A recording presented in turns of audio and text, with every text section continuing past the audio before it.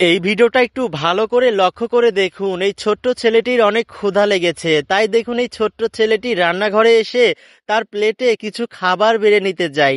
এমন সময় দেখুন এই ছোট্ট ছেলেটি সৎমা চলে আসে।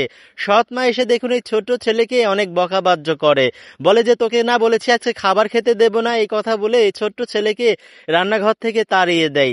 তারপরে দেখুন ছেলেটির সৎমা সেই খাবারগুলো আবার সুন্দর করে গুছিয়ে রাখে। এরপরে এই ছোট্ট ছেলেটি অনেক কষ্ট পেয়ে বাড়ির বাহিরে চলে আসে।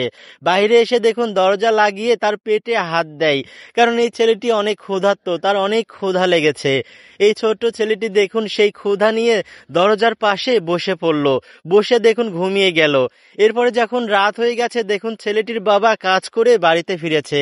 বাড়িতে ফিরে দেখুন এই ছোট্ট ছেলেটির বাবা এখানে হোন্ডাটা রেখে দিয়ে হেলমেটটা রাখার পরে সামনে তাকিয়ে দেখে যে তার ছোট্ট ছেলে বাড়ির মধ্যে না যেয়ে দরজার পাশে বসে রয়েছে। এমন সময় দেখুন এই ছেলেটির বাবা ছেলেটির কাছে আসে, এসে বলে যে কি হয়েছে বাবা, তুমি এখানে কেন বসে আছো?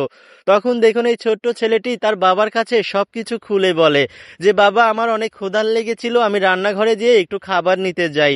এমন সময় আমার সৎ মা এসে আমাকে অনেক বকাবাজ্য করে এখান থেকে তাড়িয়ে দেয় এবং আমাকে একটু খাবারও খেতে দেয় না, আমি অনেক ক্ষুধার্ত, সেই খাবারগুলো সুন্দর করে গুছিয়ে রেখেছে তোমার জন্য। এই কথা শুনে দেখুন এই ছোট্ট ছেলেটির বাবা অনেক কষ্ট পায়। কষ্ট পেয়ে দেখুন তার ছেলেকে নিয়ে সে কিন্তু রুমের মধ্যে চলে আসে।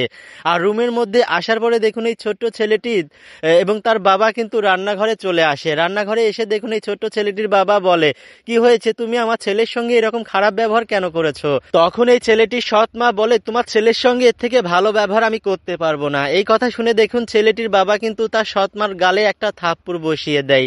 একটা কথা বলতে চাই ভাই, আপনার স্ত্রী মারা যাওয়ার পরে দ্বিতীয় বিয়ে করার আগে অবশ্যই 100 বার ভাববেন, কারণ সৎ মা কিন্তু সৎ মাই হয়, সৎ মা কখনো আপন মা হয় না।